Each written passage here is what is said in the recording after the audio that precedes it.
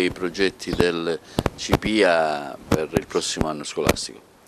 Sì, noi continuiamo questo percorso sempre sperimentale, noi siamo al quarto anno che il CPIA è aperto, bene, noi quest'anno abbiamo ulteriormente aperto delle sedi di primo livello, questo comporta un impegno nostro e una disponibilità di docenti e di collaboratori scolastici a cui va il mio ringraziamento. Noi abbiamo aperto sedi di primo livello, vuol dire di scuola media a Siculiana, abbiamo aperto a Naro, abbiamo mantenuto l'alfabetizzazione a Naro, a Siculiana, a Santa Elisabetta, a Santa Margherita, ecco, sono non sedi associate, sono punti periferici e però abbiamo la necessità, per cui questo facciamo. Abbiamo una serie di altri progetti che abbiamo approvato con la Caritas per ripetere le nostre esperienze anche all'estero e fare venire docenti da altri paesi qui da noi per scambiarci le esperienze. E così come abbiamo anche dei progetti per quanto riguarda attività lavorativa dei ragazzi in uscita dalle nostre scuole. Questo lo abbiamo fatto con una struttura